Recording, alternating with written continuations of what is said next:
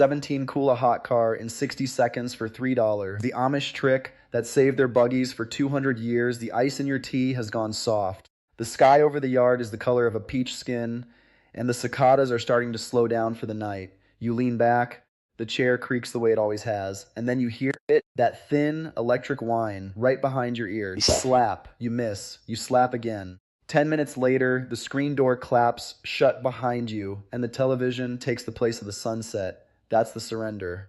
Most of us made it without ever noticing. But there was a time, not so long ago, when a tin can, a handful of dried leaves, and a single ember could hold a backyard the size of yours for a whole evening. $3. 12 minutes. No spray, no batteries. No subscription. The ice in your tea has gone soft. The sky over the yard is the color of a peach skin, and the cicadas are starting to slow down for the night. You lean back, the chair creaks the way it always has, and then you hear it, that thin electric whine right behind your ear. You slap, you miss, you slap again. 10 minutes later, the screen door claps shut behind you, and the television takes the place of the sunset. That's the surrender. Most of us made it without ever noticing. But there was a time, not so long ago, when a tin can, a handful of dried leaves, and a single ember could hold a backyard the size of yours for a whole evening. $3. 12 minutes. No spray, no batteries. No subscription. There was a quiet ceremony to summer evenings once. The dishes got dried. The kettle came off the stove. Somebody carried 2 chairs out to the porch and set them facing the road. You didn't bring a phone because there wasn't one to bring. You brought a glass and maybe a paper, and you watched the light go soft on the corn across the way. That was the whole event. Nobody called it anything. It was just what people did after supper, and it ended for most of us not because we got busy. It ended because the bugs won. It happens in small steps, the way most surrenders do. One summer you start lighting a citronella candle. The next summer you buy the big one in the bucket. The summer after that you spray your arms before you go out, and the spray smells like a gas station, and your skin feels like cling wrap until you shower. By the 5th summer you've given up. You eat inside. You watch the news instead of the sky. The porch becomes a place you walk through on your way to the trash can, and nobody mourns it because nobody admits it happened. I want to tell you about a tool. It's not new. It's older than any of us, older than the spray aisle, older than the brand names that crowd the shelves at the hardware store. It is, in its whole working form, a tin can, a coffee can, or a soup can, the kind that's been rinsed out and sat under your sink for a week waiting to be useful. Inside that can goes a handful of dried something from the garden, a single coal, and a small piece of foil over the top. That's the tool. That's all of it. I'll tell you what goes in the can in a few minutes, and I'll tell you why the foil matters more than the herbs. Out in Lancaster County, in the plain communities of Pennsylvania and Ohio, you can still find men and women who keep this practice. I'm going to call one of them Amos, because the man I have in mind would not want his real name on the internet, and because there are 100 Amoses out there doing the same thing. He keeps bees. He's been keeping them since before I was born. And on a July night, when the rest of us are hiding behind a screen, Amos sits on his porch in a chair he built himself, and the mosquitoes don't touch him. I'll come back to him. Here is the part that took me a long time to understand. The reason the spray cans on the shelf don't really work isn't that they aren't strong enough. They're plenty strong. Some of them are strong enough to peel paint if you let them sit. The reason they don't work is that they're solving the wrong problem. They're trying to protect one body, walking around, breathing, sweating, leaking carbon dioxide. They're trying to hide you, but you can't hide. You're a furnace, you're a chimney. Every breath you take is a flare in the dark to a mosquito, and no thin film on your skin is going to change that. The old way doesn't try to hide you. The old way changes the air around you. That's the whole difference, and once you see it, you can't unsee it. A mosquito hunts in the bottom 3 or 4 feet of air above the ground. That's chair height. That's ankle height. That's where you live when you're sitting on the porch. If you can shift the chemistry of that thin slice of air, gently, slowly, with smoke that settles instead of rises, you don't repel the mosquito. You move her hunting ground. She goes somewhere else without ever knowing you were there. That's what the tin can does. That's the trick. And the reason it's nearly free is the same reason it works. Because it doesn't come from a lab. It comes from the kitchen and the garden and the bottom of the wood pile.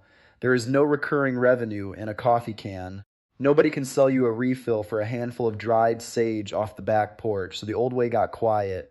It didn't disappear. The Amish never let it disappear. And a lot of country grandmothers never let it disappear either. But it got buried slowly.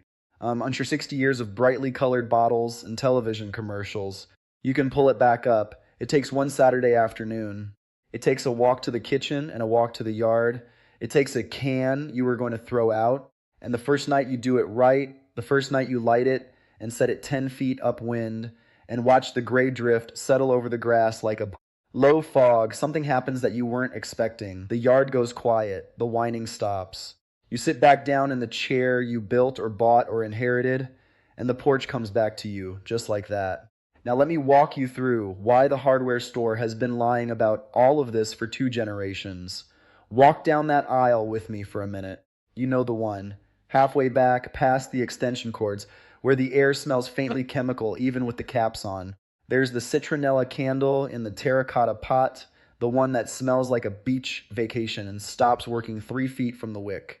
There's the plug-in zapper with the blue light, which mostly kills moths and beetles and almost no mosquitoes at all. The research on that is decades old and the box still doesn't mention it. There's the spray bottle, the fogger, the wristband, the clip-on fan, a whole wall of effort. A whole wall of small surrenders dressed up as solutions. Now, I'm not going to name a brand because the brand isn't the problem. The brand is just the face. The problem is the kind of company that profits when a thing doesn't quite work, when it works just well enough that you don't return it, but not well enough that you stop buying it. That's a business model. That's the whole shelf. The candle is a subscription. The spray is a subscription. The plug-in cartridges are a subscription. Every product on that wall is built so that next July, you're back in the same aisle, picking up the same bottle, a little more tired than you were the year before. Here's what they don't put on the side of the can.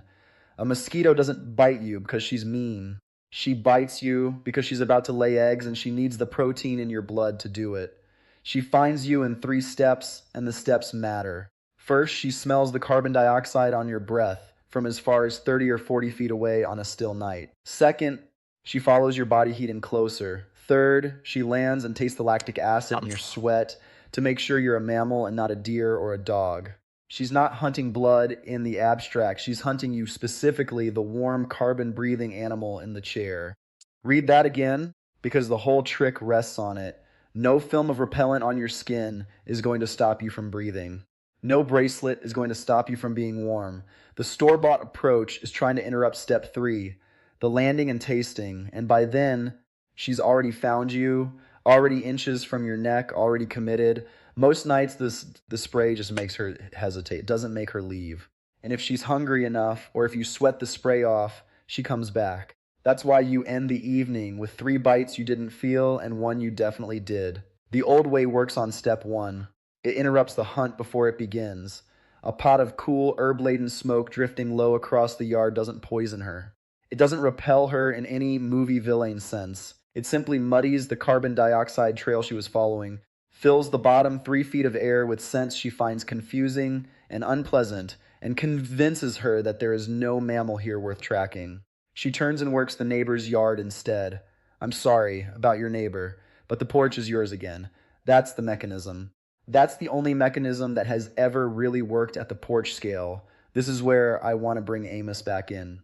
He keeps about 30 hives behind a windbreak of cedar trees on a piece of ground his grandfather worked before him. He wears a leather apron when he's in the bee yard, stained dark across the belly from years of propolis and honey, and on his porch rail, right next to the post, sits an old coffee can with the label long since burned off.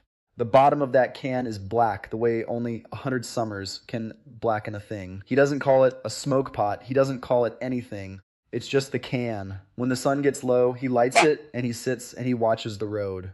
I asked him once why he never built a fancier one, a proper brazier, a cast iron thing with a lid. He looked at me the way you look at a child who has missed the point. The can works, he said. Fancy doesn't work better. Fancy just costs more. That's the whole plain idea in one sentence. And it's the part the hardware store will never sell you because there's nothing to ring up. The old practice belongs to people who measure a tool by what it does, not by what it looks like in the cart. If you grew up around men and women like that, you already know the kind of channel this is. Stay with me. So here is the principle before I show you the build. Hot smoke rises. You've seen it your whole life. Campfire smoke climbing straight up into the trees, gone in seconds. Hot smoke is useless for what we want. Cool smoke, the kind that comes from a fire that's being slowly choked of air, behaves differently. It rolls. It settles. It hugs the ground and drifts at chair height, exactly where the mosquito hunts. The whole design of the tin can, every hole, every layer, every piece of foil, exists to turn a hot flame into cool smoke. That is the secret. That is the entire secret. Now let me show you how to build one. Clear a space on the counter. You need 4 things, and you probably own 3 of them already. 1 empty coffee can or a large soup can rinsed and dry free. 1 small handful of dryer lint from the trap or a wad of dry pine needles from under the tree out front free. 1 charcoal briquette, the plain kind, not the quick light kind soaked in lighter fluid. About 50 cents if you buy a small bag, less if you've got 1 left from last cookout. And a small bundle of dried herbs from the garden or the spice cabinet. That's the $3, give or take. The whole tool fits in 2 hands. Now the herbs, because this is where folks want to make it complicated and it doesn't need to be. Dried sage is the workhorse. It puts off a heavy, oily smoke that settles low and carries the scent furthest.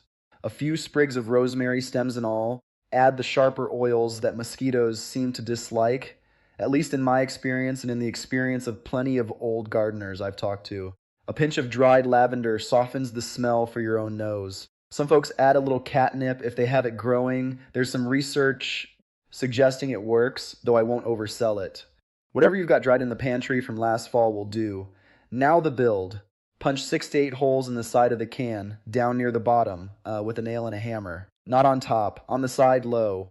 This is the part most people get wrong, and it's the part the whole thing rests on. Those low holes pull just enough air in at the base to keep the coal alive, but not enough to let the fire flare. The can becomes a chimney in reverse, drawing air sideways, choking the flame, forcing the heat to crawl out the top as cool gray smoke instead of leaping out as hot orange flame. 6 holes, no more. A nail will do it in about a minute. Lint goes in first, loose at the bottom, the way you'd lay tinder under kindling. The briquette sits right on top of the lint in the middle. The dried herbs go around and over the briquette.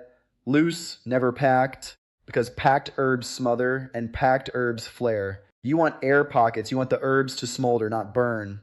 If you've ever watched a good campfire cook down to coals at the end of the night and seen that slow, steady gray drift coming off the ash, that's exactly what you're trying to recreate inside a coffee can. The whole tool is engineered to choke itself just enough.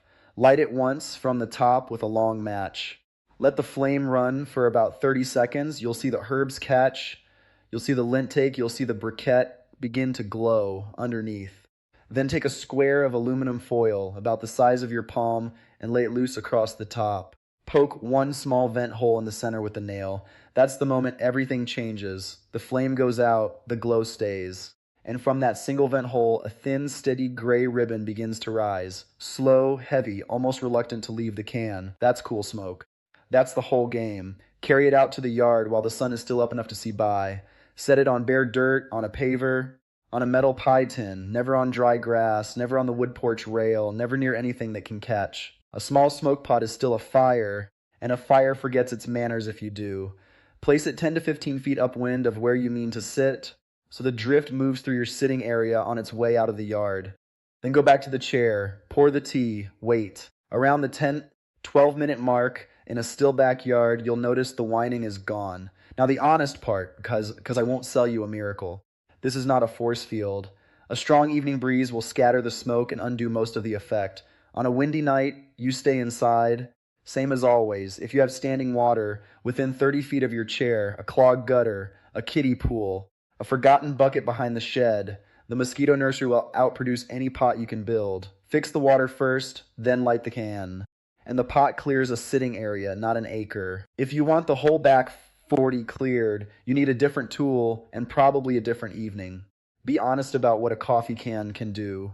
A word about the dog at your feet and the bees in the neighbor's clover, because the title promised it and I owe you a straight answer. Honeybees are back in the hive by full dusk, which is exactly when you'd light this, so they aren't in the smoke path to begin with. The herbs themselves are kitchen grade, the same ones in your roast chicken. Most dogs will move away from the smoke on their own, the way they move from a campfire. Cats are pickier and some herbs aren't for them, If you keep cats, skip the eucalyptus and the tea tree entirely, and check with your vet if you're uncertain. Gentler than a fogger. Not magic, just gentler. Here's the part nobody talks about. What you actually bought for $3 is not a mosquito solution. It's the porch back. It's the long conversation with your wife after supper, the one that used to happen in the chairs facing the road. It's the grandkids willing to stay outside past sunset because nothing is biting their ankles and the way their voices sound different when there's no screen between you and them. It's the sky going from peach to purple to black while you watch. That's what was on the shelf at the hardware store the whole time, and that's what they could never put in a bottle. Amos is probably out on his porch tonight. The can is on the rail where it always is, the bottom blackened from 100 summers his grandfather started for him. He didn't invent it. His grandfather didn't invent it either. It's just a thing that country people knew, the way they knew how to bank a wood stove or set a fence post, until the bright bottles came along and convinced us we needed something else. The bottles will still be there tomorrow, so will the can. Only one of them will be on your porch in 20 years, and you already know which. If you've made it this far, do me one small kindness. Down in the comments, tell me about the porch you grew up on and what your grandfather or your grandmother used to keep the bugs off it. Maybe it was a coffee can like this one. Maybe it was a citronella torch stuck in a coffee tin of sand. Maybe it was just a cedar branch laid on the coals of the cook fire. I read every one of those, and so do the folks who watch this channel, and there's a whole quiet education sitting in those memories that doesn't exist anywhere else. Before you go, one more thing to picture. Same coffee can, same $3, but January now, not July. Snow on the ground, wind coming hard across the field, and a small workshop out behind the house that needs to stay just warm enough to work in without burning a full cord of wood. The Amish have a way of using this same tin vessel, packed differently, fueled differently, vented differently, to hold heat in a small space for hours on a single handful of fuel. That's the next one I want to walk you through. Until then, light the can, sit down, the porch is still yours.